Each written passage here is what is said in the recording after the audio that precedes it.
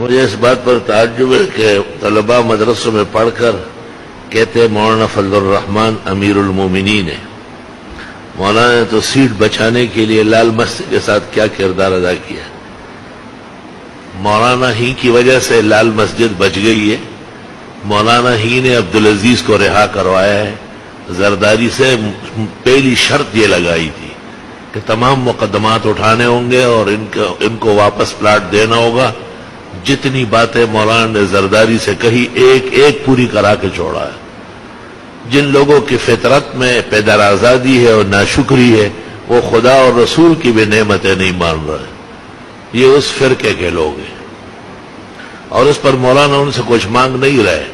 ان کا کہنا ہے کہ میرے مذہب اور مسلک کا تقاضا ہے کہ میرے ہوتے ہوئے نقصان پہنچا ہے، اس کا بارہ تدارک مجھ پر فرض ہے.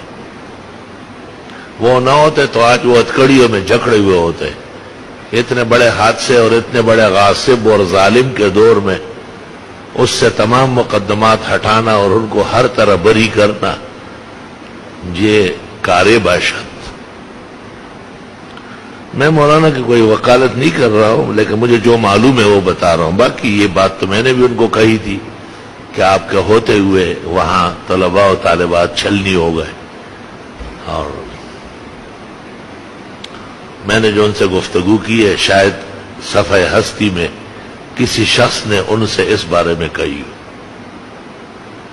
بہت شدید کلام ہمارا ہوا ہے.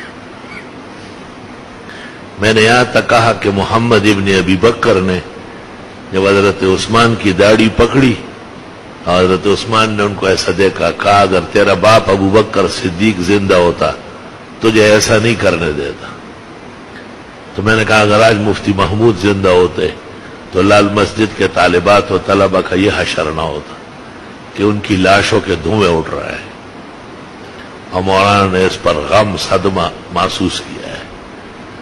ان کو شاید یہ یقین نہ تھا کہ حکومت اتنا آگے تک جائے گی. اور اس میں جو اصل لوگ تھے وہ تو آپ بھول چکے، آپ کو خیال ہی نہیں ہے. اس رات کو کون لوگ جمع تھے؟ ادھر فائرنگ شروع ہو رہی تھی اور وہ چودھری شجاعت سے کھانے مانگ رہے تھے. اور وہ کون ہے جو اخبارات میں اپنی معافی کے خطوط شائع کرواتے ہیں؟ اصولاً تو یہی لوگ ان کے قتال ہیں. ہمیں تو لوگوں سے بیڑ کرنی نہیں ہے، مناسب نہیں ہے. ورنہ آنکھ جو کچھ دیکھتی ہے لب پہ آ سکتا نہیں، محو حیرتوں کی دنیا کیا سے کیا ہو جائے گی. اصل قاتل تو انہوں نے خود 2-3 دفعہ نام لیا ہے کہ یہ لوگ ہمارے طلبہ کے قاتل ہیں.